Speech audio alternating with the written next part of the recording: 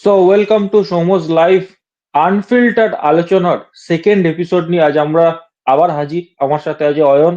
So আজকে আমরা যে টপিকটা নিয়ে আলোচনা করব, যে বর্ডার গাভাস্কার ট্রফি এইভাবে হারার পরে, মানে 3-1, যেটাকে আমরা কখনোই অ্যাকসেপ্ট করতে পারি না। কারণ আমরা স্টার্ট করেছিলাম উইনিং দিয়ে, আমরা 5 টেস্ট ম্যাচ জিতে স্টার্ট করেছিলাম, তারপর আমরা লাগাতার নয় বৃষ্টির জন্য ড্র হয়েছে, আর নয় আমরা একতরফা ভাবে হেরে গেছি ম্যাচগুলো। একমাত্র বুমরা আমাদের ম্যাচে রেখেছিল, বাকি কোনো প্লেয়ারের কোনো কন্ট্রিবিউশন আমরা পাইনি। সো সেই জায়গা থেকে দাঁড়িয়ে আমরা আবার কিন্তু একটা হারের সম্মুখীন হলাম। অপরদিকে যদি দেখা যায় টিম চেঞ্জেস, আমরা নিয়ে গেছিলাম প্রায় 17-18টা প্লেয়ার, কিন্তু টিমে সেইভাবে সবাই কিন্তু সুযোগই পাইনি।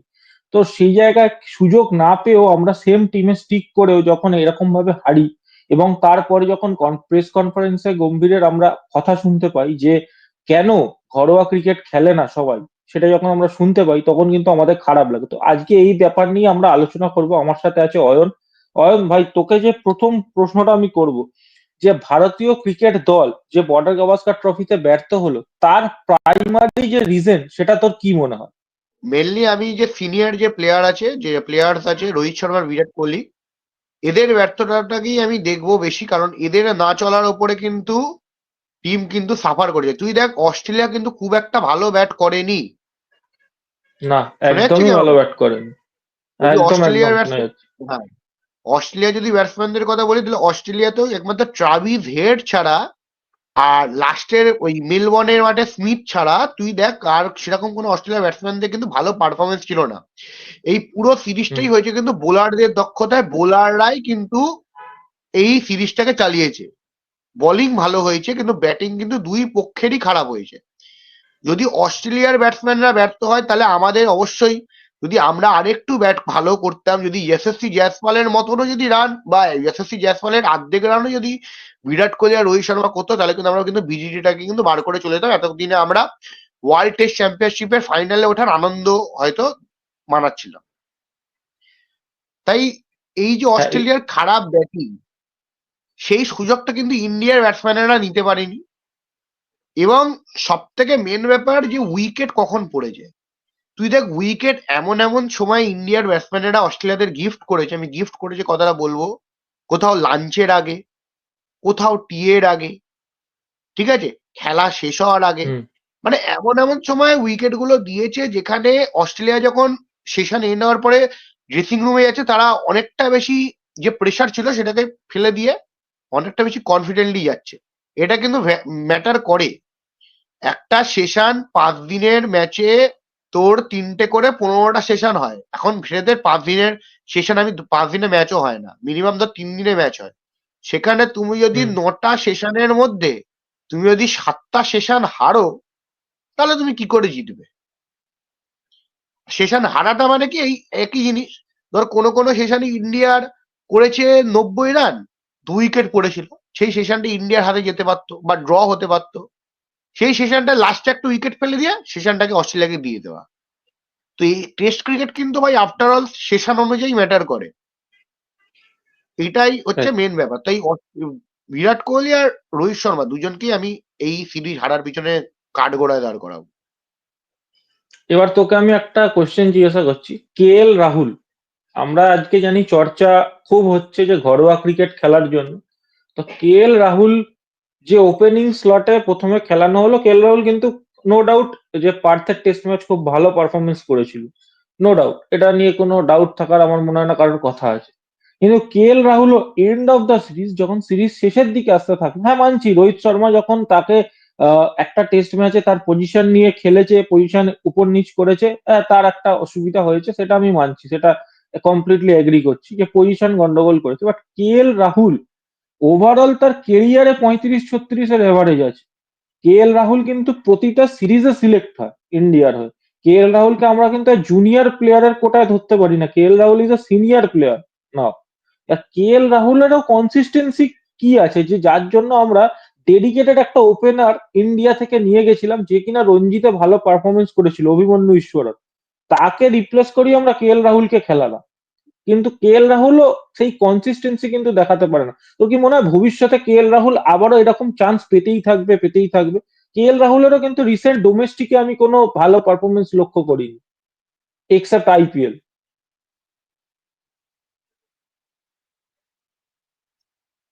হ্যাঁ, বল বল। ওই যেটা বললাম এক্সেপ্ট আইপিএল আমি কিন্তু সেরকম কিছু লক্ষ্য করিনি। তুই আমার কথা শোনা যাচ্ছে তো? হ্যাঁ হ্যাঁ। আচ্ছা, তুই কে এল রাহুলের ব্যাপার, আমি তাহলে কে এল রাহুলের কথাই বলি যে কে এল রাহুল কিন্তু বিজেটির প্রথম ম্যাচ, সেকেন্ড ম্যাচে তার পজিশনটা নিয়ে একটু চেঞ্জেস হয়েছে, বাট থার্ড ম্যাচ আমি যদি প্রথম তিনটে ম্যাচ দেখি তাহলে কে এল রাহুল কিন্তু ভারতের হয়ে সব থেকে ব্রিলিয়ান্ট, টেকনিক্যালির দিক থেকে সব থেকে স্ট্রং প্লেয়ার ছিল। টেকনিক্যালিটির দিক থেকে যে কিভাবে বল ছাড়তে হবে, বল খেলা, বেশি বল খেলা, ডিফেন্স করা, ইয়াসির জয়সওয়াল বা ঋষভ পান্তের চাপিয়ে বলের জন্য ওয়েট করা। কে এল রাহুল কিন্তু যদি বলি ইন্ডিয়ার সব থেকে বেস্ট ব্যাটসম্যান ছিল যদি টেকনিক্যালিটির দিক থেকে দেখা যায়, ঠিক আছে, যেটা অস্ট্রেলিয়ার পিছে দরকার। তাই আমি হুম। কে এল রাহুলের যে কথাটা বললি সেটা আমি অ্যাগ্রি করি যে অভিমন্যু বিশ্বনাথকে নিয়ে যাওয়া, তারপরে তাকে ঘুরিয়ে মানে অস্ট্রেলিয়া থেকে ঘুরিয়ে নিয়ে চলে আসা, এটা আমি জিনিসটা ইয়ে করে নেবেন। আমি কে এল রাহুলের থেকে আমি একটা প্লেয়ারের কথা বলি, সেটা নাম হচ্ছে শুভমান গিল। শুভমান গিলে যদি স্ট্যাটস তুই দেখিস বা আপনারা যারা যারা দেখবেন তারা তারা যদি দেখেন তাহলে দেখবেন শুভমান গিলের সেনা কান্ট্রিতে, সাউথ আফ্রিকা, অস্ট্রেলিয়া, ইংল্যান্ড, নিউজিল্যান্ডে একটা ইনিংসেও 40-এর ওপরে রান নেই। এটা কিন্তু আমি বানিয়ে বলছি না, এটা আপনারা গিয়ে স্ট্যাটস চেক করতে পারেন। 40-এর ওপরে রান নেই। অস্ট্রেলিয়ায় যে কটা ম্যাচ খেলেছে, হয়তো দুটো ম্যাচ বসেছিল, যে কটা ম্যাচ খেলেছে একটা ম্যাচেও 40-এর ওপরে রান নেই, যাকে আমরা প্রিন্স অফ ইন্ডিয়ান ক্রিকেট বলি, ঠিক আছে। তো এই সিলেকশনটা নিয়েও একটা, বা যার জন্য রোহিত শর্মা আর কি নিজেকে বসিয়েছে শুভমান গিলের জন্য আমি বলবো। তো এইটা আমি শুভমান গিল মানে কে এল রাহুল তো বাদ দে, কে এল রাহুল হচ্ছে বলিকা স্কেপ গোট যেটাকে ভয়, কে এল রাহুল হয়ে যায় যে হুম। ভাই দু টিম হারলে আমরাও দোষ দিই কে এল রাহুলকে, ম্যানেজমেন্টও দোষ দেয়, সমর্থকেরাও দোষ দেয়। কে এল রাহুল হচ্ছে স্কেপ গোট। একটা প্লেয়ার কি করবে, একটা প্লেয়ারকে কখনো তুমি পাঁচে খেলাচ্ছ, কখনো তুমি চারে খেলাচ্ছ, কখনো তুমি ওপেন করাচ্ছ, কখনো তুমি ফার্স্ট ডাউন খেলাচ্ছ, ঠিক আছে, তাহলে প্লেয়ারটা কি করবে? সেকেন্ড সেকেন্ড ইনিংস থেকে সেকেন্ড ম্যাচে কিন্তু K L Rahul first down খেলেছিল, ঠিক আছে, রোহিত শর্মা জয়সওয়াল ওপেন, কে এল রাহুল ফার্স্ট ডাউন। কে এল রাহুলের ব্যাপারটা হচ্ছে না, কে এল রাহুলকে আমি বলবো না, আমি বেশি দোষ শুভমান গিলকে দেবো, কারণ শুভমান গিলের ভাই স্টেপ আউট করা দরকার ছিল আমার মনে হয়। একটা ইনিংসেও যদি 40-এর ওপরে রান না হয়, আর যে উইকেট গুলো দিয়েছে মানে উইকেট গুলোকে ফেলেছে মানে বলতে গেলে গিফট করা উইকেট গুলো, ঠিক আছে, সেট হয়ে যাওয়ার পরেও মানে মিনিমাম তো 40-50টা বল খেলার পরেও উইকেট গুলোকে গিফট করা। আর শুভমান গিলের তুই যা কে এল রাহুলের উইকেট গুলো তোকে আমি বলবো, কে এল রাহুলকে বেশিরভাগ বোলার আউট করেছে, ঠিক আছে, তুই কে এল রাহুলের উইকেট গুলো দেখ, মানে আনপ্লেয়েবল বল ছিল কে এল রাহুলের যে কটা উইকেট ছিল। কে এল রাহুলের মতন একটা ব্যাটসম্যানকে যদি আউট করেছে, যে সব থেকে টেকনিক্যালিটির দিক থেকে সবথেকে স্ট্রং প্লেয়ার ছিল ইন্ডিয়ার, বোলার আউট করেছে। অসাধারণ। এই সিরিজে আমি বোলান্ডের নাম উল্লেখ করব, অসাধারণ। বাট হ্যাঁ, আমি কে এল রাহুলের থেকে এই সিরিজে বেশি দোষ শুভমান গিলকে দেবো। না, তোর কি মনে হয় যে ইন্ডিয়ান টিম মানে কিছুটা বিপদেই পড়ে গেছে যখন থেকে হেজেলউড বাইরে যায় আর স্কট বোল্যান্ড ভিতরে আসে অস্ট্রেলিয়া টিম? ইন্ডিয়ান টিমের জন্য একটা প্রবলেম হয়ে যায় হেজেলউডের বাইরে যাওয়াটা। হেজেলউড কিন্তু অতটা ইম্প্যাক্ট ক্রিয়েট করতে পারছিল না যতটা বোল্যান্ড ক্রিয়েট করেছে। বোল্যান্ড তো রীতিমতো বিরাট কোহলিকে নিয়েই নিয়েছিল, বিরাট কোহলিকে মানে একদম বোল্যান্ড সেই 2014 জেমস অ্যান্ডারসন মনে করিয়ে দিয়েছিল। শুধু বিরাট কোহলি নয়, তুই দেখ জয়সওয়ালকেও কিন্তু বোলান্ড কিন্তু একদম বেশিরভাগ দুটো তিনটে ম্যাচে তো প্রথম বলেই মানে বোলান্ড এসছে প্রথম বলেই জয়সওয়াল উইকেট ফেলে দিয়েছে, মানে বোলান্ডের প্রথম বলে, ঠিক আছে। তো এইটাই কিন্তু একটা হুম ব্যাপার যে বলে না যে অস্ট্রেলিয়ার হয়ে সাপে বড় হওয়া, যে হুম হ্যাজেলউডের হুম। বেরিয়ে যাওয়া আর বোলান্ডের আসা আমাদের ক্ষেত্রে কিছুটা টাফ লাগ, যেটা বলবো যে আমি বারবার বলেছিলাম যে হেজেলউড অবশ্যই যদি দেখ, যদি স্টারকেও যদি হেজেলউড আর বোলান্ড একসাথে থাকতো তাহলে হয়তো এই সিরিজটা অস্ট্রেলিয়া হোয়াইট ওয়াশ করে দিত প্রথম থেকে। যদি হেজেলউড, প্যাট কামিন্স আর হচ্ছে তোর বোলান্ড থাকতো, আর অস্ট্রেলিয়ায় স্টারকে খেলানো বা স্টারকে ওই বাঁ হাতে একটা উল্টো দিক থেকে আসা কিছুটা লেন্থের পরিবর্তন করার জন্য স্টারকে খেলায়। আর নো ডাউট কিন্তু যদি হেজেলউড, বোলান্ড আর প্যাট কামিন্স থাকতো তাহলে ইন্ডিয়ার পক্ষে একটা ম্যাচ জেতাও কিন্তু সম্ভবপর ছিল না বলে আমি মনে করি। কারণ হেজেলউডও কিন্তু ভাই, আমি তো মনে করি হেজেলউড অস্ট্রেলিয়ার হয়ে এই মুহূর্তে দাঁড়িয়ে বেস্ট বোলার। কারণ হেজেলউডই উইকেট টেকার। চোটের জন্য সে হেজেলউড সেরকম পারফরমেন্স এবারে দিতে পারেনি ঠিক। প্রত্যেক কটা সিরিজে এর আগেও হেজেলউড কিন্তু সব থেকে ইম্প্যাক্টফুল বোলার ছিল অস্ট্রেলিয়ার হয়ে। আর আমাদের সব থেকে অবস্থা খারাপ হেজেলউডেরই হয়েছে। হ্যাঁ, এবারে দেখ, যে উইকেট গুলো বোলার পেয়েছে সেই উইকেট গুলো কিন্তু অলরেডি হেজেলউডও কিন্তু বিরাট কোহলিকে একইভাবেই আউট করেছে। ঠিক আছে, হ্যাঁ এমনটা সেটা নয়, বাট ঠিক। বোলার মানে ব্যাপারটা কিন্তু আউট অফ সিলেবাস। আমি পড়ে গেলাম সিপাহী বিদ্রোহ আর এলো হচ্ছে পলাশির যুদ্ধ, এটাই হচ্ছে ব্যাপার। আউট অফ সিলেবাস বোলার চলে এসছে। বোলান্ডের জন্য মানে প্রিপেয়ার ছিল না। তো এবার যখন আমি তোকে সেকেন্ড একদম। কোশ্চেনটা করব, গৌতম গম্ভীরের কোচিং স্টাইল এই ব্যর্থতার জন্য কতটা দায়ী করবি? কারণ গৌতম গম্ভীরকে বিসিসিআই কিন্তু, যে বলি না আমরা থালায় সাজিয়ে খেতে দেওয়া, সেই রকম ধরনের কিন্তু থালায় সাজিয়ে গম্ভীরকে খেতে দেওয়া হয়েছিল। মানে যা চেয়েছে গম্ভীর, ও Abhishek Nayar, Ryan ten Doeschate, Morne Morkel, যাকে যাকে চেয়েছে কোচিং স্টাফে বিসিসিআই সবাইকে দিয়েছে। তারপরে গিয়ে আমরা কি রেজাল্ট পেয়েছি? শ্রীলঙ্কাতে আমরা অত বছর পরে গিয়ে হেরে এসেছি সিরিজ, ওয়ানডে সিরিজ, ঘরের মাঠে হোয়াইট ওয়াশ হয়ে গেছি নিউজিল্যান্ডের কাছে। দ্বিতীয় কথা, এবং তৃতীয় ব্যাপার হচ্ছে অস্ট্রেলিয়ায় গিয়ে আমরা 10 বছর পর বর্ডার গাভাস্কার ট্রফিটাও হেরে এলাম। তো তো কি বলবি গৌতম গম্ভীরের কোচিং স্টাইল নিয়ে, কি বলবি? না, এক্ষেত্রে আমি হয়তো এখানেও কি এখানেও কি ক্রেডিট দেওয়া হচ্ছে না গৌতম গম্ভীরকে ভালোভাবে? মানে ক্রেডিট কি এখান থেকেও নিয়ে নেওয়া হচ্ছে গৌতম গম্ভীরের থেকে? কি বলবি? দেখ, এখানে আমি একটা কথা, তুই যেটা বললি গৌতম গম্ভীরকে থালায় সাজিয়ে দিয়েছে, একদমই তাই। সেটা প্রত্যেক কোচই একটা নিজস্ব প্রেফারেন্স, যে সে কি প্রেফার করবে, কোন তার সাথে কে আর থাকে, এটা প্রত্যেক কোচেরই দায়িত্ব। সেটা আমরা ফুটবলেও দেখি, ক্রিকেটেও দেখি, এটা নতুন কিছু নয়, এটা হতেই পারে। কিন্তু আলটিমেটলি রেজাল্ট, তুমি যা যা নিয়েছো, তোমাকে সবকিছুই দেওয়া হলো, বাট তোমার রেজাল্ট দরকার, তাই না? আচ্ছা, ছোটবেলায় আমরা রাইট। বাবা মার কাছে তোর হচ্ছে চাইতাম যে আমার এই খেলা চাই, এই খেলনা চাই, এই খেলনা চাই, বাবা মা আমাদের দিতে, বাট একটা কথাই বলতো যে পড়াশোনা ঠিকভাবে করতে হবে, ভালো নাম্বার পেতে হবে। ঠিক আছে, যদি পড়াশোনায় ফেল রাইট। করে যাই তাহলে পরের বছর থেকে যা চাইবো তাই পাবো না। তো গৌতম গম্ভীরের ক্ষেত্রেও তাই হয়েছে, যে সবকিছু চেয়েছে কিন্তু রেজাল্টই আসেনি। ঠিক আছে, তো স্বাভাবিক প্রশ্নটা তো এবারে, যেমন আমাদের বেলা আমাদের মা বাবা আমাদের ওপরে ছাড়তো, ঠিক আমরাও গৌতম গম্ভীরের ওপরই ছাড়বো, যে আপনাকে সবকিছু দেওয়া হলো তাও আপনি কেন রেজাল্ট দিলেন। বাট এখানেও একটা কথা উঠে এসেছিল যে গৌতম গম্ভীর নাকি পূজারাকে চেয়েছিলেন, পূজারাকে পাইনি। ভাই দেখ, এই কথাটাকে আমি বিশ্বাস করি না। কারণ একটা কোচ সে যখন এত কিছু চাইছে, অভিষেক নায়ারকে চাইছে, একে চাইছে, ওকে চাইছে, তাদের দেওয়া হচ্ছে, আর পূজারাকে চাইছে, সে পূজারাকে দেওয়া হয়নি, এটা আমি ভাই মানতে পারলাম।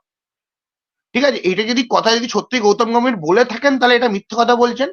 আর যদি না বলে থাকেন তাহলে এটা একটা কন্ট্রোল, এটা হাওয়ায় কথা ভাসছে। ঠিক আছে, তো সেক্ষেত্রে আমি বলবো যে ভাই এটা আমি গৌতম গম্ভীরের ব্যর্থতা বলবো। আর সেটা ভাই একটা সিরিজ নয়, আমরা ঘরের মাঠে নিউজিল্যান্ডের কাছে হেরেছি ভাই। আমার কাছে বর্ডার গাভাস্কার ট্রফি হারার থেকেও বেশি দুঃখ নিউজিল্যান্ডের কাছে ঘরের মাঠে হার।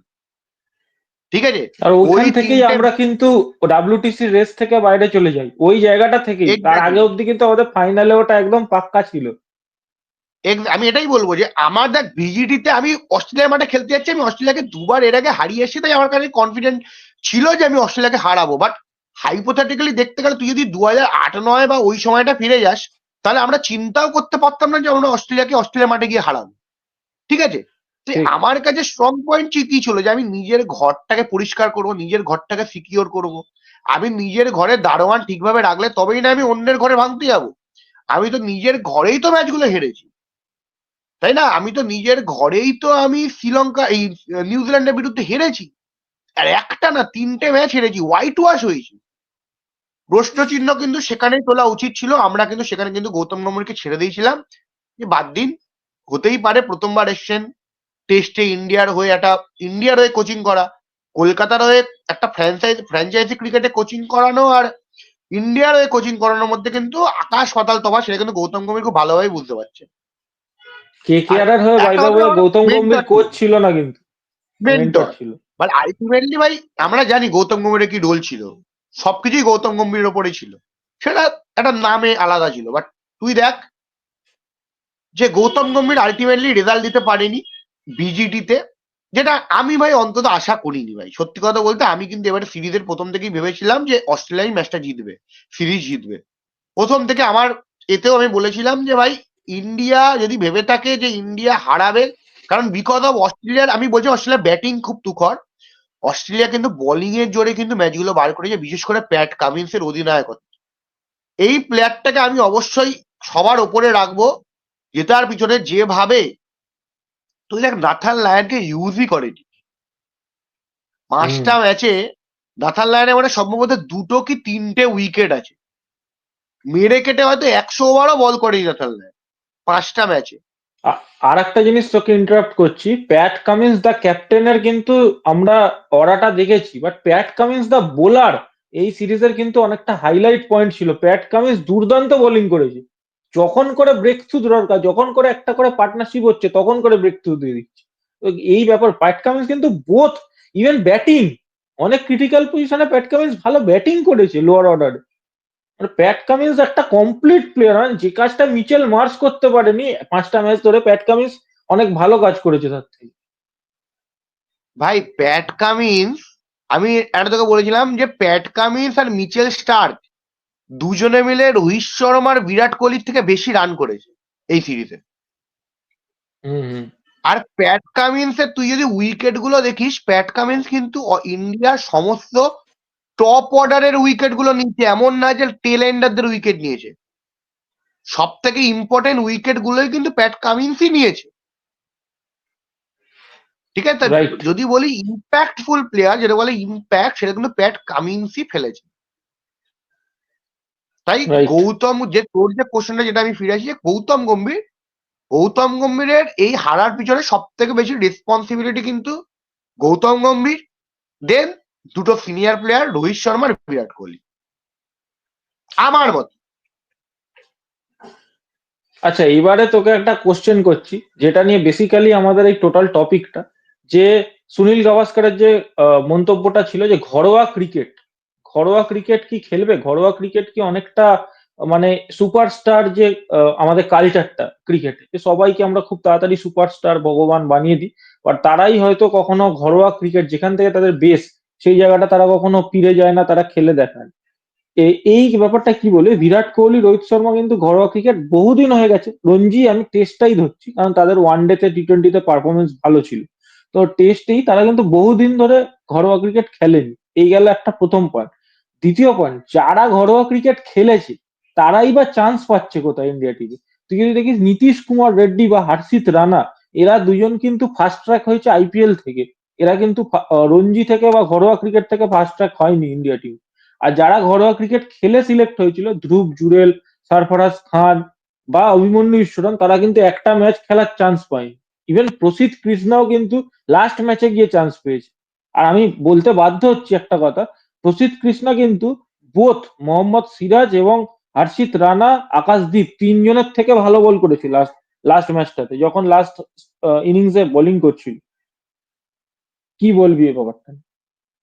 দেখ ঘরোয়া ক্রিকেটের ব্যাপারে যেটাকে তুই বললি যে আমরা যাদেরকে ভগবান মানাই বা এ করি, আসলে যে আলটিমেটলি যে ক্রিকেটের ভগবান বলে যাকে আমরা চিনি, সচিন টেন্ডুলকার, তিনি রিটায়ার করেছিলেন রাইট। 2013 সালে ক্রিকেট থেকে। আর 2013-তে কিন্তু রিটায়ার করার আগে তিনি রঞ্জি খেলেছেন। তিনি কিন্তু রেগুলার রঞ্জি খেলতেন যখনই ইন্ডিয়ার কোনো ট্যুর থাকতো না। ঠিক আছে, হুম তো যদি সচিন টেন্ডুলকার, যাকে আমরা গড অফ ক্রিকেট বলি, সে যদি রঞ্জি খেলে তার রিটায়ারমেন্টের সময়, এমন না যে সে তো ওই সময় খেলেই আমাদের স্ট্রাগল করেছিল মিডিল তার জীবনে, ক্রিকেট জীবনে। যেমন কি একটা প্লেয়ার হুম রিটায়ারমেন্টের সময় রঞ্জি খেলছে। তো হুম। আজকে শুধু রোহিত শর্মা বিরাট কোহলি, তোর মনে হয় যে এরা রঞ্জি খেলবে রিটায়ারমেন্টের সময়? কি হবে রঞ্জি খেলে ভাই? রঞ্জি খেলে তুই যে ব্যাপারটা বললি যে রঞ্জি প্লেয়ার যারা টেস্ট ফরম্যাটের জন্য তৈরি হচ্ছে রঞ্জিতে, তারা তো জানে রঞ্জি খেলে লাভ নেই, আমাকে টি-20 স্টাইলে খেলতে হবে, আমি আইপিএল এ ভালো খেলে তবে টিমে সিলেক্ট হবো, তাই না? সে রঞ্জি কেন খেলবে? সে সাইয়াদ মুস্তাক খেলবে, বাট টি-20 লিগ খেলবে। বাট প্রশ্নটা হচ্ছে, এই যখন আমরা টেস্টের ফেলিয়ার দেখছি এরকম ব্যাক টু ব্যাক ফেলিয়ার, এবারে সামনে আসছে ইংল্যান্ডের ট্যুর, আমরা কিন্তু এটা মানে ভবিষ্যৎ মানে অতীতে দেখে এসেছি যে অস্ট্রেলিয়ার ট্যুরের থেকেও কিন্তু ক্রিটিক্যাল হয় ইংল্যান্ডের ট্যুর, তুইও জানিস কিন্তু এটা। অস্ট্রেলিয়াকে আমরা যতটা বড় করে দেখি, অস্ট্রেলিয়া কিন্তু ততটা বড় না। অস্ট্রেলিয়া গিয়ে আমরা দুবার সিরিজ জিতেছি, ইংল্যান্ডে গিয়ে এখনো অব্দি জিততে পারিনি। ইংল্যান্ডে গিয়ে ওরা মেরে কেটে 2-2-তে ড্র করেছিল, কিন্তু ইন্ডিয়ার গোল্ডেন পিরিয়ডে যখন আমরা অস্ট্রেলিয়া গিয়ে দুবার অস্ট্রেলিয়াকে হারিয়েছি।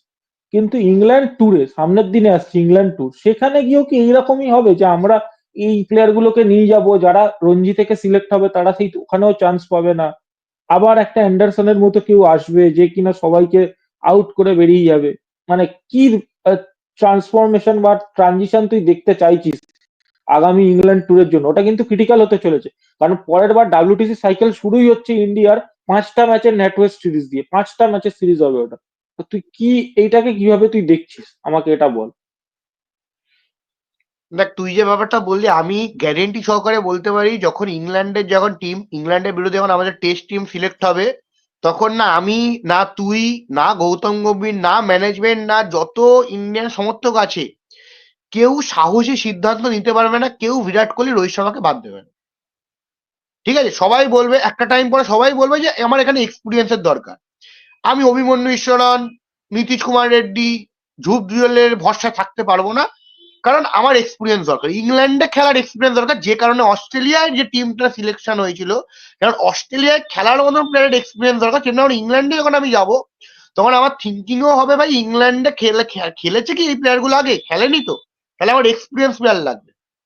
ভাই সাহসিকতা যে একটা ব্যাপার আছে, সেটা একমাত্র মহেন্দ্র সিং ধোনি দেখিয়েছে, যে ভাই আমি হুম। পুরো ইয়াং ব্রিগেড নিয়ে চ্যাম্পিয়ন্স ট্রফি খেলতে যাবো, আমার কোনো এক্সপিরিয়েন্স প্লেয়ার দরকার নেই। ঠিক আছে, এটা কিন্তু ব্যাপার ভাই, এটা কিন্তু লিখিত। এর আগে তুই বল ভাই, একমাত্র এই যে সাহসী সিদ্ধান্ত গুলো, সেটাকে আমি মহেন্দ্র সিং ধোনির আমলেই দেখতে পেয়েছি। আজকে যে আমাদেরও টিম একদম। গোছাতে বলে বলে যে তোমরা ম্যানেজমেন্টে যুক্ত হও, তোমরা টিম গোছাও ইংল্যান্ডের, আমরাও কিন্তু কোথাও না কোথাও রোহিত শর্মা বিরাট কোহলিকে রাখবো। তুই আমাকে বল, তুই কি বিরাট কোহলিকে বাদ দিতে পারবি? তুই বল, তোকে না, যদি আমি যদি বিরাট বলি ভাই কোহলি হয়তো ইংল্যান্ড বাদ যাবে না। টিম বাদ, তুই কি বিরাট কোহলি, জাদেজা, শুভমান গিল, কেএল এদেরকে বাদ দিতে পারবি? হয়তো কিছুটা ক্ষেত্রে আমি শুভমান গিল বা কে এল রাহুলকে কিছুটা হলেও স্ক্রুটিনি করব, বাট বিরাট কোহলি রোহিত শর্মাকে কিন্তু নিজেদেরকে প্রুভ করতে হবে। আর তুই যে ওয়ার্ডটা বললি এক্সপিরিয়েন্স, যে আমার ইংল্যান্ডে খেলার এক্সপিরিয়েন্স প্লেয়ার দরকার। চেতেশ্বর পূজারা নিয়মিত কাউন্টি খেলে, তাহলে তো সবার ফার্স্ট চেতেশ্বর পূজারার টিমে আসার দরকার। সেটা তুই বল, ভাই তুই যদি বলি চেতেশ্বর এক্সপিরিয়েন্স। পূজারা ভাই চেতেশ্বর পূজারা তো পিআর অত স্ট্রং নয় না, ব্যাপারটা তো বুঝতে হবে। এইখানেই হচ্ছে ব্যাপার, এখানেই হচ্ছে ব্যাপার, আমরা হয়তো সেই সমস্ত প্লেয়ার গুলোকে অতটা ভালোভাবে দেখতেই পারি না, যে এই প্লেয়ার গুলোর কোনো নাম নেই। চেতেশ্বর পূজারাকে আমরা চেতেশ্বর পূজারা বলেই চিনি, তাও যারা ক্রিকেট নিয়ে নিয়মিত চর্চা করছে, তুই আমি, আমরা দুজনে হয়তো পূজারা রাহানেকে কিছুটা কিছুটা বলি। বাট ম্যাক্সিমাম জায়গায় তুই দেখ কোহলি, রোহিত বুমরা, যারা অ্যাকচুয়ালি ফেমাস হয়ে যাচ্ছে। বাট এমন অনেক প্লেয়ার আছে যারা কিন্তু অ্যাকচুয়ালি তোর ইয়ে থেকে উঠে এসছে, রঞ্জি থেকেই উঠে এসছে, যারা নিয়মিত ডোমেস্টিক ক্রিকেট খেলছে। আমরা কিন্তু তাদের কথা একবারও, তাদেরকে খেলানোর কথাও চিন্তা করছি না। আমরা দেখলাম অস্ট্রেলিয়ায় আমরা সিরিজ হারলাম, আরে খুব বাজেভাবে হারলাম, কিন্তু সেইখানেও ধ্রুব জুরেল, সরফরাজ খান বা অভিমন্যু ঈশ্বরন একটা ম্যাচে একটা ইনিংসও খেলার চান্স পেল না। ধ্রুব জুরেল প্রথম ম্যাচে চান্স পেয়েছে, আমি জানি না ধ্রুব জুরেল কি ভুল করেছিল, হয়তো 14 রান করেছিল, তারপরে তাকে ড্রপ করে দেওয়া হলো। আর তারপর থেকে ইন্ডিয়ার কিন্তু মানে হারা শুরু হয়ে যায়, তুই জানিস। এবং তারপরে কন্টিনিউ যখন ওই 6 নম্বর পজিশনের ব্যাটসম্যান ফেল করছে, আমরা দুটো এমন প্লেয়ার খেলাচ্ছি, জাদেজা খেলছে, ওয়াশিংটন সুন্দর খেলছে, নীতিশ কুমার রেড্ডি খেলছে, তিনজনই অল্প অল্প আইদার বোলিং পারে, অল্প অল্প ব্যাটিং পারে। মানে আমরা সেই সিচুয়েশনের প্লেয়ার, দুটো স্পিনার তো অস্ট্রেলিয়া খেলায়নি, ইন্ডিয়া খেলাচ্ছে দুটো স্পিনার কন্টিনিউ, দুটো স্পিনার খেলছে অস্ট্রেলিয়া। তো এই ব্যাপারটাও তো ঠিক না, না আমরা ব্যাটিং লাইন আপটা বড় করতে গিয়ে বোলিংটা ছোট করে দিয়েছি, যেটার কিন্তু অ্যাকচুয়াল কজ হয়েছে, আমি তোকে বলছি এই ঘটনাটা, এটাই কিন্তু অ্যাকচুয়াল কজ যার জন্য বুমরাকে এক্সট্রা বোলিং করতে হয়েছে। আর বুমরা এক্সট্রা বোলিং করে লাস্ট ম্যাচে দেখতে পেলি কি অবস্থা হলো, বুমরা বেরিয়ে যেতে হলো লাস্ট ম্যাচে, এতটা ওয়ার্ক প্রেশার চলে এসছে তার উপর। কি বলবি এই ব্যাপারটা? দেখ, তুই একটা কথা, তুই বুমরার কথা দেখি, আমি একটা কথাই বলবো, দেখ তুই যে বললি অস্ট্রেলিয়া কিন্তু ম্যাক্সিমাম 4টে বোলার নিয়ে খেলেছে, তার মধ্যে 3টে বোলারকে ইউজ করেছে, প্যাট কামিন্স, বোলান্ড আর হুম। স্টার্ক। মাঝে মাঝে নেদারল্যান্ডকে হুম। যেতে ওদের একটু রেস্ট, মানে হিসাব মতো কিন্তু অস্ট্রেলিয়া কিন্তু 4টে বোলারে খেলেছে। ইন্ডিয়া কটা করে বোলারে খেলেছে? বুমরা, সিরাজ, আমি হর্ষিত রানাই ধরলাম, যেহেতু বেশি ম্যাচ খেলেছি, বা আর হর্ষিত রানাই ধরলাম। হর্ষিত রানা, জাদেজা, রবিচন্দ্রন অশ্বিন বা ওয়াশিংটন সুন্দর, মানে তো 6টা প্লাস বোলারে নীতিশ খেলেছে, মানে কুমার রেড্ডি, 5টা বোলারে, প্লাস নীতিশ কুমার রেড্ডি। নীতিশ কুমার রেড্ডি 6টা বোলারে খেলেছে। সেখানে আমি তো বলবো হুম। বেশি ওয়ার্কলোড অস্ট্রেলিয়া বোলাররা নিয়েছে, তাই না? তুমি যদি 6টা বোলার খেলিয়েও যদি বুমরাকে দিয়ে বল করাও, আমি তো ভাই সব থেকে অবাক হলাম ভাই সারফরাজ খানের না খেলা নিয়ে। যে প্লেয়ারটা তোমার নিউজিল্যান্ডের বিরুদ্ধে 150 রান মেরেছে, তুমি ভাই সেই প্লেয়ারটাকে কি করে বসাতে পারো? একটা ব্যাপারটা ম্যাচেও এই তো, চান্স পেল না, একটা ম্যাচও নয়। মানে সেটাই এইটার হচ্ছে কারণ, ব্যাপার, আমি এখানেই সত্যি বলছি প্রশ্নটা ভাই, ওঠে। মানে এটা কি এটা এটা ভাই কিভাবে টিম সিলেকশন হয়? আমি যদি ভাবছি যে যে প্লেয়ারটা 150 রান মেরেছে, আজকে তুই আমাকে বল, যদি সেওয়াগ যদি কোনো ম্যাচে 150 রান মারে, তাহলে পরের ম্যাচে কারোর কারোর সাহস থাকবে সেওয়াগকে বসিয়ে আকাশ চোপড়াকে খেলানো? এটা হ্যাঁ, ভাই, সেটা তো এটা ঠিক, ভাই সম্ভব? সেইটাই তো হচ্ছে ব্যাপার, এটাই তো ব্যাপার। মানে আমরা এই সমস্ত প্লেয়ার গুলোকে ফাস্ট ট্র্যাক করি না, কিন্তু যাদেরকে করার দরকার নেই তাদেরকে ফাস্ট ট্র্যাক করি। আর একটা জিনিসও তুই লক্ষ্য কর, জাসপ্রীত বুমরা যতটা ইম্প্যাক্ট ক্রিয়েট করেছে, আমি কিন্তু জাস্ট ফর ইম্প্যাক্ট কথা বলছি, উইকেটের কলমের ব্যাপারে কথা বলছি না। জাসপ্রীত বুমরা যতটা ইম্প্যাক্ট ক্রিয়েট করেছে, আমি আমার আগের ভিডিওতেও এটা নিয়ে বলেছি, যে মোহাম্মদ সিরাজ, আকাশদীপ, হর্ষিত রানা এবং প্রসিদ্ধ কৃষ্ণা, এই চারজনকে কম্বাইন্ড করলে কিন্তু তুই ওই সেম ইম্প্যাক্ট ক্রিয়েট করতে পারবি। চারজনকে কম্বাইন্ড, মোহাম্মদ সিরাজ যথেষ্ট সিনিয়র হয়ে গেছে, আর তার সিনিয়রিটির পরিচয় দিতে হবে না। তার থেকেও কিন্তু আমরা সেই ইম্প্যাক্ট পাইনি, যে ইম্প্যাক্টটা বুমরার একার ছিল। আমার মনে হয় এখনো তোর মনে হয় বুমরার স্বামী ইন্ডিয়ার টপ লাইন বোলার। সিরাজ কিন্তু কোথাও যদি আমাদের দুটো ফাস্ট বোলার আমাদের চয়েস করতে হয়, সেখানে কিন্তু সিরাজই বাদ যাবে। তোর কি মনে হয়? না, আমার মনে হয় ইন্ডিয়ার যে বোলিং লাইন আপটা না, সেটা এরকম হওয়া উচিত ছিল। তুই যদি অস্ট্রেলিয়া বোলিং লাইন আপ দেখি, তাহলে দেখবি প্যাট কামিন্স আছে, বোলার আছে, আর স্টার্ক আছে। স্টার্ককে আমি বুমরার ক্যাটাগরিতে ধরলাম, ঠিক আছে? স্টার্ক আর বুমরা কাইন্ড অফ একই বোলার, ওই ক্যাটাগরিটা আমার চলে গেল। যারা মিডিল ফেদে ফেদে এসে বল করবে, প্রথম দিকে বল করবে, সুইং করবে, তারপরে মিডিল ফেদে ফেদে এসে উইকেট নেবে, আমি দুটো প্লেয়ারকে ছেড়ে দিলাম বাদ দে। এইবারে একটা বোলার তো ধরে নিলাম, বোলানটার এদিকে হচ্ছে তোর হচ্ছে আকাশদ্বীপ, যারা সিমার, ঠিক আছে, যারা একই লাইন লেন্থে বল করবে, ঠিক আছে, আমি এটা সরিয়ে দিলাম। অস্ট্রেলিয়া কোথায় মার খেয়ে গেছে, জিতে গেছে বলতো?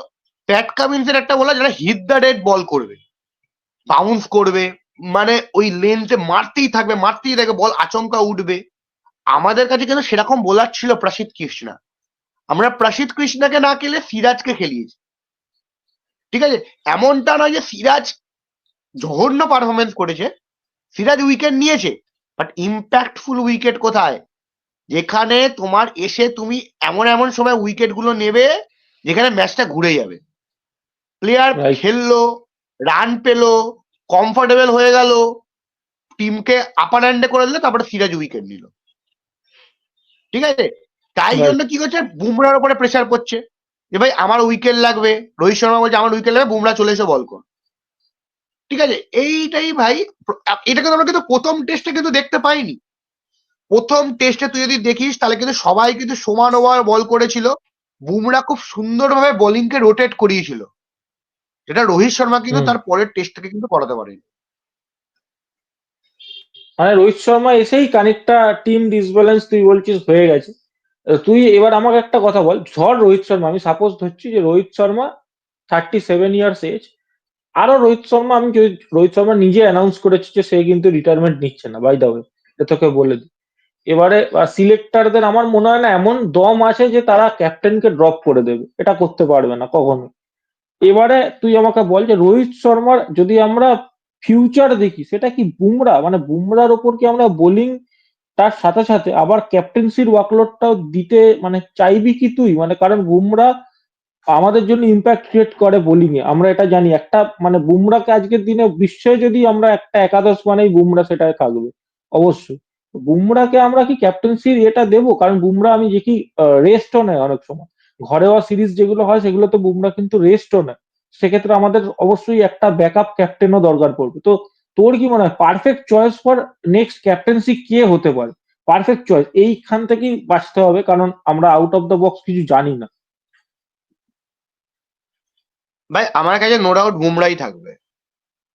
তুই অস্ট্রেলিয়া টিমে দেখ প্যাট কামিন্স অস্ট্রেলিয়ায় সব থেকে বেশি বল করে, ঠিক আছে? হুম হুম তো প্যাট কামিন্স যদি করতে পারে তাহলে ওয়াই নট বুমরা? আর বুমরা তো নিজে তো ক্যাপ্টেন্সি করার জন্য সে তো আগ্রহী, ঠিক আছে? তো আমি তো ভাই আমি বুমরাকেই রাখবো। এবারে বুমরা ক্যাপ্টেন হলে সুবিধা কি ভাই, বুমরা বুঝতে পারবে যে আমার কতক্ষণ বল করা উচিত, আমার কোথায় বল করা উচিত, যেটা ফার্স্ট টেস্টে বুমরা করেছিল, ঠিক আছে? এবারে যদি বুমরা যদি হুম ক্যাপ্টেন না থাকে তাহলে আমি কাকে ক্যাপ্টেন দেবো? এই ইন্ডিয়ার কোন প্লেয়ার ক্যাপ্টেন হওয়ার যোগ্য? হ্যাঁ, এমন কোন প্লেয়ার আছে যে ক্যাপ্টেন হতে পারে বিরাট কোহলি, রোহিত শর্মা ছাড়া? তুই দাম বল আমাকে একটা টেস্ট আমি। বছর খানেক আগে কিন্তু আমরা গিলকে নিয়ে অনেকটা কথা বলছিলাম, শুভমান গিল বা কে এল রাহুলকে নিয়ে কথা চলছে, বাট তাদেরই নিজেদের প্লেইং ইলেভেনের জায়গা এখন নিজেদের জায়গায় মানে একটা সংকটের মুখে চলে এসছে, যে কোনো মুহূর্তে বাদ পড়তে পারে তারা। তো সেই জায়গায় দাঁড়িয়ে সত্যি ভাই বলতে কি আমরা যদি প্লেইং ইলেভেনও দেখি কোনো ক্যাপ্টেন চোখে পড়ছে না। ভাই টি-20 আইপিএল দেখে যদি টেস্ট টিমে চান্স পাওয়া হয়, তাহলে আইপিএল এর ক্যাপ্টেন্সি দেখে তাহলে নিশ্চয়ই টেস্ট টিমে ক্যাপ্টেন্সি দেওয়া হবে। তাই গিলের ক্যাপ্টেন্সি দেখে তুই তোর মনে হয় যে টেস্ট টিমে ক্যাপ্টেন গিলকে দেওয়া উচিত? কথার কথা বলছি। বা কে এল রাহুল, থামাও, কে এল রাহুল, কে এল রাহুলের ক্যাপ্টেন্সি যে খুব খারাপ আমি বলবো না, বা খুব ভালো আমি বলবো না, বাট দেখ একটা প্রপার ক্যাপ্টেন কি হবে, যার কাছে প্ল্যান এ বি তৈরি থাকবে। আমার এ ফেল হয়ে গেলে বি আমার রেডি। গিলের কথা ছাড়, হুম কে এল রাহুলের কিন্তু প্ল্যান এ এর পরে বি নেই, ঠিক আছে? তো সেক্ষেত্রে যে টিম হুম হুম যখন সাফার করবে তখন ওই টিমকে ফিরিয়ে আনা, সেটা কে এল রাহুলের মধ্যে কিন্তু নেই। যদি আপফ্রন্টে থাকে তার বোর্ডে অনেক রান, তাহলে কে এল রাহুল ম্যাচটাকে বার করে দিতে পারে নিজের ক্যাপ্টেন্সির দমে। কিন্তু যখন বোর্ডে কম রান, তুমি পিছিয়ে আছো, তাহলে কিন্তু কে এল রাহুলের থেকে সেরকম ক্যাপ্টেন্সি আমি দেখিনি। আর আমি এটা দেখছিও না। আমি বুমরাকে ছাড়া তো আর কোনো ক্যাপ্টেন আমি ইন্ডিয়ান ক্রিকেট টিমে দেখছি না। আর আমার মনেও হয় না রোহিত শর্মা কে বাদ দেবে বা রোহিত শর্মা নিজে চলে যাবে। আর ইন্ডিয়ান ম্যানেজমেন্টও চালাক আছে, ওরা কিন্তু দেখ ধোনির সময় কিন্তু বিরাট কোহলি ওদের কাছে রেডি ছিল, ঠিক আছে? এবারে প্রবলেমটা কি রাইট হয়ে রাইট গেছে, বিরাট রাইট কোহলির পরেই রোহিত শর্মা, মানে একটা সিনিয়র প্লেয়ারের জায়গায় সিনিয়র প্লেয়ারকেই দিয়েছে। আমার কাছে কিন্তু হুম ক্যাপ্টেন কিন্তু তৈরি করেনি ইন্ডিয়ান ক্রিকেট টিম, ঠিক আছে? তো সে তুলনায় নেক্সট ক্যাপ্টেন কে হবে সেটা একটা প্রশ্ন থাকবে। রাইট। সো এবারে তোকে যেটা কোশ্চেন করব আমি, আমার one of the last question, মানে লাস্ট টু কোশ্চেন্স এর মধ্যে একটা, যশস্বী জয়সওয়াল আর নীতিশ কুমার রেড্ডি, তোর কি মনে হয় ফিউচারে অলমোস্ট এদের জায়গাটা টেস্ট টিমে পাকা থাকবে? কারণ নীতিশ কুমার রেড্ডি দুর্দান্ত পারফরমেন্স করেছে, একমাত্র যাকে আমরা ডেবিউ করিয়েছি বিজিটিতে এবং সে খেলা দেখিয়েছে। যশস্বী জয়সওয়ালও ভালোই খেলেছে, মেলবোর্ন টেস্ট যদি মনে করি খুব ভালো পারফরমেন্স, পার্থের টেস্ট খুব ভালো পারফরমেন্স, মাঝখানে দুটো ম্যাচে হয়তো তার একটু ডাউনফল ছিল, বাট লাস্ট ম্যাচেও ভালো পারফরমেন্স। তুই কি বলবি, মানে যশস্বী জয়সওয়ালের পারফরমেন্স আর নীতিশ কুমার রেড্ডির পারফরমেন্স, এরা কি ফিউচারের জন্য ইন্ডিয়ার রেডিমেড স্টার? একদমই, মানে যশস্বী জয়সওয়াল তো বটেই, বাট আমি মেনলি ফোকাস করব নীতিশ কুমার রেড্ডির দিকে। কারণ হার্দিক পান্ডিয়ার পরে হয়তো একটা ফাস্ট বোলার অলরাউন্ডার যাকে এবারে সত্যিকারের গ্রুম করা উচিত, এবং হার্দিক পান্ডিয়ার মতন ফেসিলিটি দেওয়া উচিত নয় যে একটা সিরিজের পরে যাও রেস্ট নাও, বা আমার মতন তুমি রেস্ট নাও, এখান থেকে বেরিয়ে যাও, ঠিক আছে? আর এত তাড়াতাড়ি তাকে ক্যাপ্টেন্সি বা কোনো কাজে জুড়ে দেওয়াটা উচিত নয়, মানে সানরাইজারের হয়ে বা পরে এতে নর্মাল তাকে তুমি প্লেয়ার হিসেবে খেলাও, বল করাও, বেশি বল করাও, এবং ব্যাটিং এ একটু ওপরে আনো, যাতে আরো তার থেকে বেটার আমরা একটা ব্যাটসম্যান সত্তা দেখতে পাই, ঠিক আছে? এটাই মেন ব্যাপার যে ইন্ডিয়াতে আমি এই প্লেয়ারটাকে ভাই নেক্সট মানে দেখতে পাচ্ছি যে একটা ভালো জায়গায় পৌঁছাবে যদি ঠিকভাবে গ্রুম হয়। আর জয়সওয়ালের কথা বলবো ভাই, জয়সওয়াল তো বরাবরই একটা ভালো ট্যালেন্ট। কিছু কিছু ক্ষেত্রে অবশ্যই মাথা গরম করে ফেলে, মানে যেটা দরকার পড়ে না স্লিজিং করা বা এটা, সেটা করে ফেলে, বাট এটা দরকার পড়ে না। যদি এই টেম্পারমেন্টটা রাখতে পারে তাহলে তো জয়সওয়াল ভালোই প্লেয়ার হবে। লেজেন্ড হবে কিনা বলতে পারবো না, বাট ভালো হবে প্লেয়ার। কারণ যশস্বী জয়সওয়ালকে এখনো অব্দি যে কটা জায়গায় আমরা দেখেছি, ঘরের মাঠে তো বটেই এবং বাইরের মাঠেও আমরা যে কটা জায়গায় এখন অব্দি খেলতে দেখেছি, সে কিন্তু পারফরমেন্স মানে নিজের এন্ড থেকে সে ডেলিভার করেছে। আর নীতিশ কুমার রেড্ডির ব্যাটিং পজিশনটা কিন্তু সেই 7-8 নম্বরেই আছে। তুই কি বলবি, এটা কি একটু ওপর দিকে আনা যেত? মানে ঋষভ পান্তকে আমরা 5 নম্বরে খেলাচ্ছি, ঋষভ পান্তকে আমরা 6 করে নীতিশকে যদি 5-এ দিতাম আর 7 নম্বরে আমরা ওয়াসিকে খেলাতাম, তাহলে কি তোর মনে হয় বেটার হতো? মানে এই লাইন আপটা আরো মনে হয় তোর একটা রাইট লেফট লেফট এরকম একটা কম্বিনেশন থাকতো, উইকেট কিপার ব্যাটসম্যান সেই জন্যই বলো।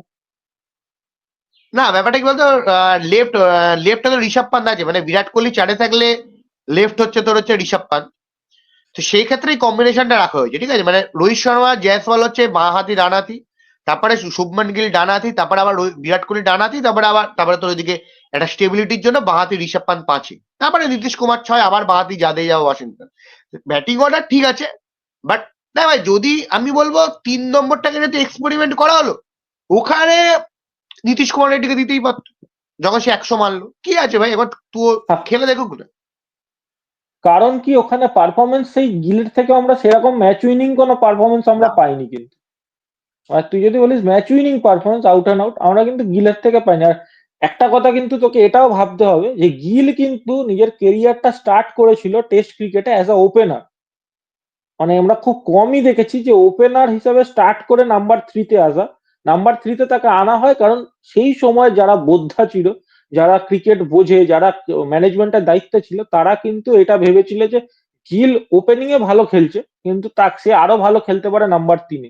কিন্তু 3 নম্বরে আসার পরে কিন্তু তার পারফরমেন্স সবার চোখের সামনেই আছে, তোরা সবাই দেখছিস। এই ভাই গিলই একটা কিন্তু জিনিস আগের আমি বারে তো বলবো, অস্ট্রেলিয়াতে আমি গিয়ে। আমি জানি হ্যাঁ না বল কি বল। হবে, বাট ভাই গিলের সমস্যাটা হবে ওয়ানডে ক্রিকেটে। ইংল্যান্ড ট্যুর আসার পরে আমি দেখবো ওপেন কে করে, রোহিত শর্মা না জয়সওয়াল, না গিল না রোহিত শর্মা। ঠিক আছে, প্রশ্নটা কিন্তু এখানেই হয়ে গেল গিলের ওপরে। এতদিন আমরা জানতাম যে ভাই গিল টেস্ট ক্রিকেট নিয়ে তাকে একটা সংশয় আছে, বাট ওয়ানডেতে সে ডেফিনেটলি চান্স পাচ্ছে। বাট জয়সওয়াল যেভাবে হুম হুম। পারফরমেন্স করেছে, আর বহু বছর পরে আমরা সেই রোহিত রোহিত ধাওয়ানের জুটিটা, যেটা বাঁহাতি রান্নাটি ছিল, আমরা কিন্তু রোহিত শর্মা আর তোর গিল, এই সরি জয়সওয়াল, ডানাতি বাঁহাতি, এই জুটিটাকে আমরা ওডিআইতে দেখতে পারি। হুম। ঠিক আছে, তো এখানে কিন্তু যেহেতু একটা তুই প্রবলেম বলছিস কিন্তু জয়সওয়ালের আউটস্ট্যান্ডিং পারফরমেন্স ছিল সেই জন্য। একদমই তাই। আমার আমার একদম লাস্ট কোয়েশ্চেন যেটা তোকে, যেটা হলো আমরা এই সিরিজটা থ্রু আউট সিরিজ দেখলাম ওয়াশিংটন সুন্দর খেলছে, তার সাথে তোর জাদেজাও খেলছে। তো যখন আমরা ইংল্যান্ডে যাব তখনও কি আমরা দুটো স্পিনার খেলাবো? মানে তোর কি মনে হয়? কারণ দরকার তো পড়ে না, মানে বোলিং তারা হার্ডলি, জাদেজা হয়তো 1 ওভার বল করেছে, 2-3 ওভার, মানে জাদেজার বোলিং লাস্টের ম্যাচটাতে তো আমি বলছি লাস্ট ম্যাচে যাদের স্পিনার লাগেইনি, যেটা আমাদের লাস্ট ম্যাচটা হলো সেখানে। তো কি বলবি, ইংল্যান্ড টুরে গিয়ে কি আমরা প্লেইং ইলেভেনে দুটো স্পিনারই খেলাবো? না, আমরা তো এর আগে এইটা দেখতাম টেমপ্লেট অন্য ছিল। এইটা একদম, মানে আমি যে ডিসিশনটা আমি বলবো একদমই খারাপ ডিসিশন। দুটো স্পিনার খেলিয়ে আমি একটা প্লেয়ারের স্লটটাকে ওয়েস্ট করছি। ঠিক আছে, আমি ভাই একটা প্রপার ব্যাটসম্যানকেই খেলাই না। আমি জাদেজা বা ওয়াশিংটন সুন্দরের জায়গায় সরফরাজ খানকেই খেলাই না যখন আমার ব্যাটসম্যান দরকার। ঠিক আছে, আমি হুম সরফরাজ খানকে তো বা ধ্রুব জুড়েল, যে কোনো একটা প্লেয়ার যে নিচে এসে স্টেবিলিটি দেবে, বা নীতিশ কুমারকে একটু নিচে দাবিয়ে দিলাম, ছয়তে আমি সরফরাজকে দিয়ে দিলাম ঋষভ পান্তের পরে। ঠিক আছে, তো হুম হুম। কি মানে, ঠিক আছে, এই জায়গাটা একটা প্লেয়ারের ওয়েস্ট হয়েছে, মানে আমি বলবো বিজেটিতে প্লেয়ারের ওয়েস্ট হয়েছে। তাও দেখ, এই টেস্ট চ্যাম্পিয়নশিপ তো আমরা হারালাম, পরের টেস্ট চ্যাম্পিয়নশিপ আছে যেটা সার্কেল সূর্য, অনেক নিয়ম কানুনও হচ্ছে। তো সেক্ষেত্রে যদি বেটার করতে হয় তাহলে ভাই এখন থেকে একটা সেট টিম বানাও, যে এইটা আমার টিম থাকবে, যে টিমটা আমার ওয়ার্ল্ড টেস্ট চ্যাম্পিয়নশিপের ফাইনাল খেলবে পরের বছর।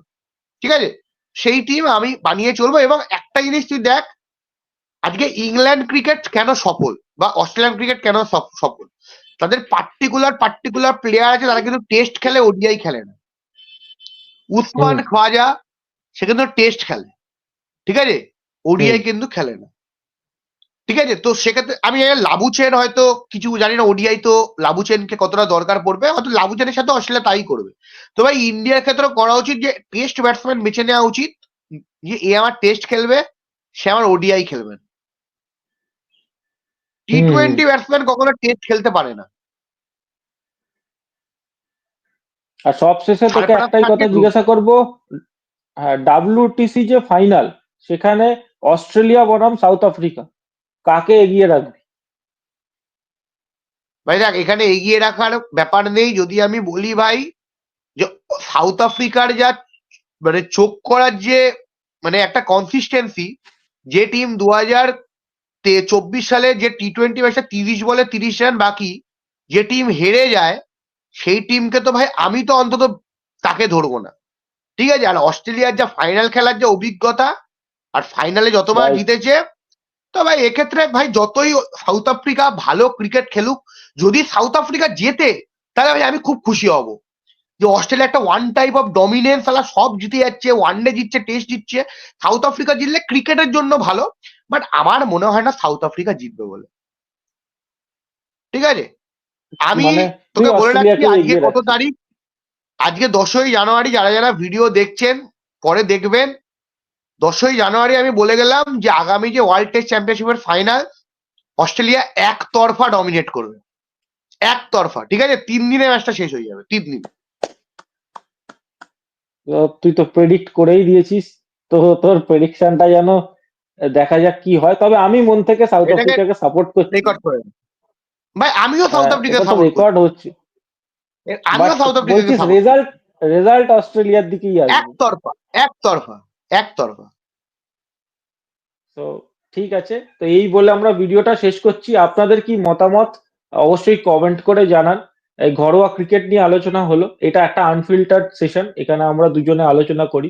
অয়নের চ্যানেলটা কি অবশ্যই চেক আউট করবেন, ডেসক্রিপশনে চ্যানেলের হ্যান্ডেল দেওয়া আছে। ও ক্রিকেট ফুটবল দুটো নিয়েই কিন্তু বাংলাতে ডিসকাস করা হয় ওর চ্যানেলে। এবং ক্রিকেট রিলেটেড সমস্ত কোয়েরি পেতে, সমস্ত আপডেটস পেতে আমার শর্ট সেকশনে যেতে পারেন, সেখানে কিন্তু সমস্ত রকম আপডেটস আসে। তো এই বলে আমি ভিডিওটা শেষ করছি, আপনাদের সকলকে ধন্যবাদ।